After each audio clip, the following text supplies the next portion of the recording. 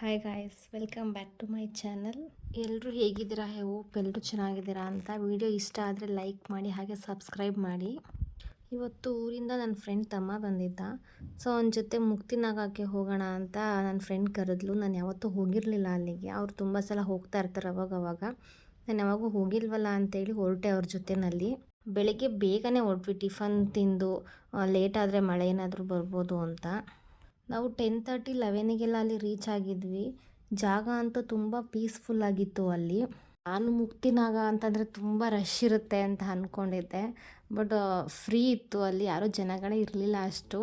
Sunday ಮಾತ್ರ full rush ಇರುತ್ತಂತೆ.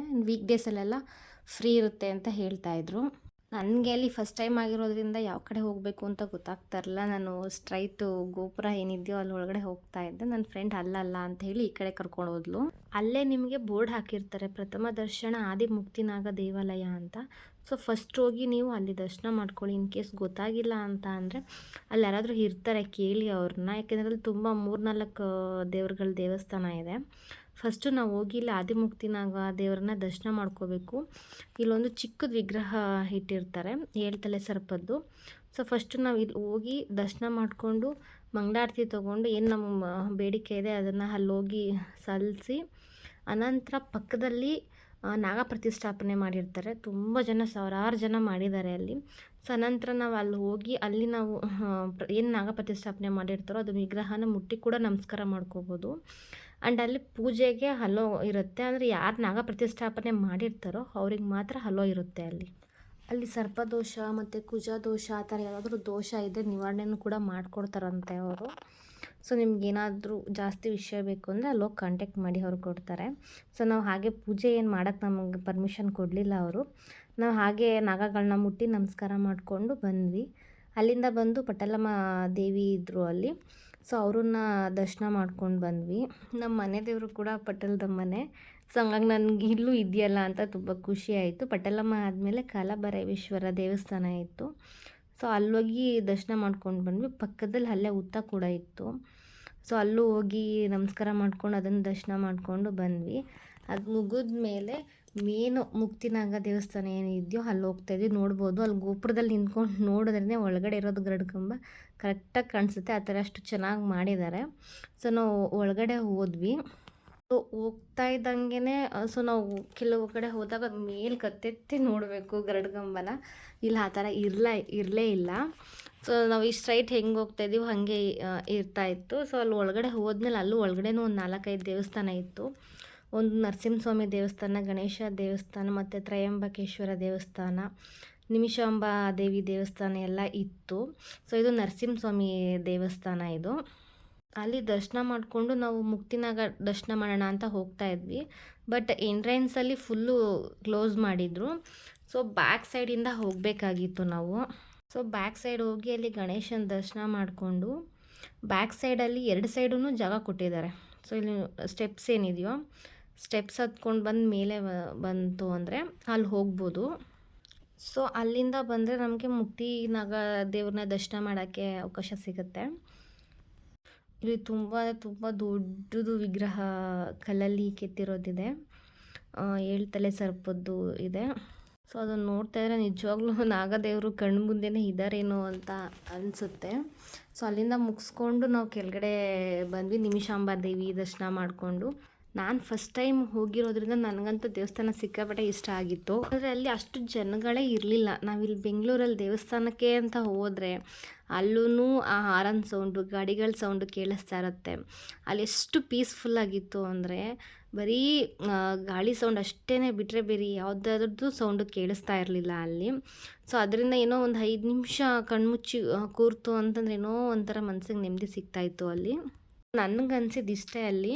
So ನಾವು ಯಾವಾಗ ನಮಗೆ ಫ್ರೀ ಟೈಮ್ ಅಂತ ಇರುತ್ತೋ ಫ್ಯಾಮಿಲಿ ಫ್ರೆಂಡ್ಸ್ ಜೊತೆ ಹೋದರೆ ಒಳ್ಳೆ ಕ್ವಾಲಿಟಿ ಟೈಮ್ನ ಸ್ಪೆಂಡ್ ಮಾಡ್ಬೋದು ನಾವು ಅಲ್ಲಿ ಅಂತ. ಸೊ ನಾವು ದರ್ಶನ ಎಲ್ಲ ಮುಗಿಸಿ ಬರ್ತಾ ಇರಬೇಕಾದ್ರೆ ನಮಗೆ ಅಲ್ಲಿ ಬಿಗ್ ಬಾಸ್ ಹೌಸ್ ಕಾಣಿಸ್ತು. ಸೊ ಅಲ್ಲಿ ನೋಡ್ತಾ ಇರ್ಬೋದು ನೀವು. ನಮಗೆ ಎಷ್ಟು ಬ್ಯೂಟಿಫುಲ್ಲಾಗಿ, ಎಷ್ಟು ಡೆಕೋರೇಟಿವ್ ಆಗಿ ತೋರಿಸ್ತಾರೆ ಬಿಗ್ ಬಾಸ್ ಹೌಸ್ನ. ಬಟ್ ಹೊರಗಡೆಯಿಂದ ಅದು ಈ ಥರ ಕಾಣಿಸುತ್ತೆ. ನಾವು ತುಂಬ ಹತ್ತಿರ ಹೋಗಲಿಲ್ಲ. ನಮ್ಗೆ ಅಲ್ಲೇ ಬರ್ತಾ ಇರ್ಬೇಕಾದ್ರೆ ಕಾಣಿಸ್ತು ಅಂತ ಅಲ್ಲೇ ಝೂಮ್ ಹಾಕಿ ನೋಡಿದ್ವಿ ಅಷ್ಟೇ. ನಾವು ಅಲ್ಲೇನು ಹೋಗಲಿಲ್ಲ. ಹಾಗೆ ಅಲ್ಲಿ ಬರ್ತಾ ಬೇಕಾದ್ರೆ ನಾವು ಒಂದು ಕೆರೆನೂ ನೋಡಿದ್ವಿ. ಆ ಕೆರೆ ತುಂಬ ನೋಡಿ ಫುಲ್ ಎಲ್ಲ ವೈಟ್ ಕಮಲ ಹೂವಿದೆ. ಎಷ್ಟು ಕಮಲ ಹೂವಿದೆ ಅಂತಂದರೆ ಅರ್ಧಕ್ಕರ್ಧ ಕೆರೆ ತುಂಬ ಬರೀ ವೈಟ್ ಕಲರ್ ಕಮಲ ಹೂವೇ ಇದೆ.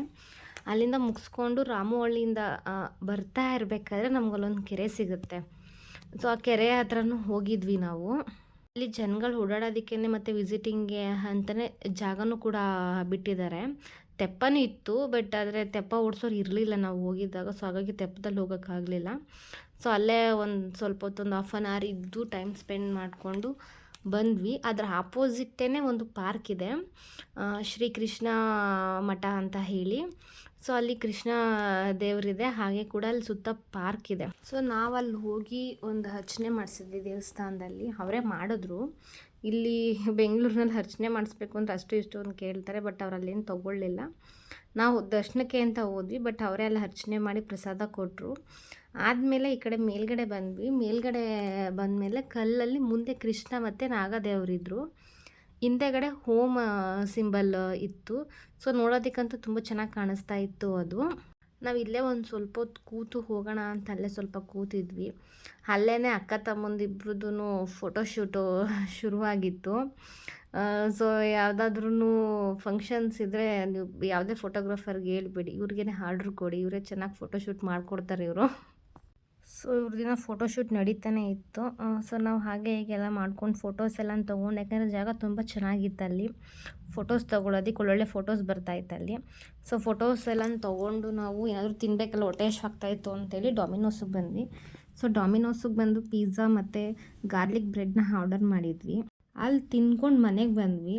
ನಮ್ಮ ಮೇಡಮ್ ಅವರು ಫಿಶ್ ಬೇಕು, ನನಗೆ ಫಿಶ್ ಟ್ಯಾಂಕ್ ಬೇಕು ಅಂತ ಹೇಳಿದ್ರು. ಸೊ ಚಿಕ್ಕದು ಸಾಕು ಒಂದೇ ಅಂತ ಹೇಳಿ ಒಂದು ಫೈಟರ್ ಫಿಶ್ಶು ಮತ್ತು ಒಂದು ಸಣ್ಣದೊಂದು ಬೌಲ್ ತೊಗೊಂಡು ಬಂದ್ವಿ. ಅದನ್ನು ಅನ್ಬಾಕ್ಸ್ ಮಾಡ್ತಾಯಿದ್ದಾರೆ ಇಲ್ಲಿ. ಸೊ ಇವಾಗ ಅವಳು ಇದು ನಮ್ಮ ಮನೆಗೆ ಅವರಿಬ್ಬರೇ ಇದ್ರು, ಗಂಡ ಹೆಂಡತಿ ಇಬ್ಬರೇ. ಸೊ ಇವಾಗ 3 ಜನ ಆದ್ವಿ. ನಮ್ಮ ಮನೆಗೆ ಒಬ್ಬರು ಫ್ಯಾಮಿಲಿ ಮೆಂಬರ್ ಬಂದರು ಅನ್ನೋ ಥರ ಟ್ರೀಟ್ ಮಾಡ್ತಾಯಿದ್ಲು ಅದನ್ನು ಅವಳು.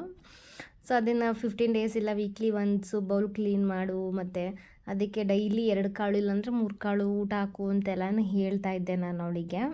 ಆಮೇಲೆ ಫಿಶ್ನ ಒಳಗಡೆ ಬಿಡು, ಕೈಯಲ್ಲಿ ಎತ್ತಿ ಅದೇ ನೀರಲ್ಲಿ ಹಾಕಬೇಡ, ಅದೆಷ್ಟು ದಿನದ ನೀರಾಗಿರುತ್ತೋ ಏನೋ ಅಂತ ಹೇಳಿದ್ರೆ, ಇಲ್ಲ ನನಗೆ ಭಯ ಆಗುತ್ತೆ, ಅದಕ್ಕೆ ಕಚ್ಚುತ್ತೆ ಅಂತ ಹೇಳ್ತಾ ಇದ್ಲು. ಯಾಕೆಂದರೆ ಅವರು ಯಾವತ್ತೂ ಫಿಶ್ ಆಗಲಿ ಏನೇ ಆಗಲಿ ಅವ್ರು ನಾನ್ ವೆಜ್ ತಿನ್ನಲ್ಲ. ಹಾಗಾಗಿ ಅವಳು ಫಸ್ಟ್ ಟೈಮ್ ಹಿಡ್ಕೊಂಡಿರೋದ್ರಿಂದ ಅಯ್ಯೋ ನನಗೆ ಕಚ್ಚುತ್ತೆ ಅಂತ ಇದ್ಲು. ಸರಿ ಅಂತೇಳಿ ನಾನೇ ಹಿಡಿದು ಬೋಲ್ ಒಳಗಡೆ ಹಾಕಿದೆ. ಅದು ಕೈಗೆ ಸಿಗ್ತಾ ಇರಲಿಲ್ಲ, ಆ ಕಡೆ ಈ ಕಡೆ ಓಡಾಡ್ತಾ ಇತ್ತು ಅದು. ನೋಡಿ ಇವಾಗ ಎಷ್ಟು ಚೆನ್ನಾಗಿ ಆಡ್ತಾ ಇದೆ ಅದು ಬೌಲ್ ಒಳಗಡೆ ಹಾಕಿದ್ಮೇಲೆ. ಅದಕ್ಕೂ ಪಾಪ ಕವರ್ ಒಳಗಡೆ ಇದ್ದು ಉಸಿರು ಕೆಡ್ತಕ್ಕಾಗಿತ್ತೇನೋ.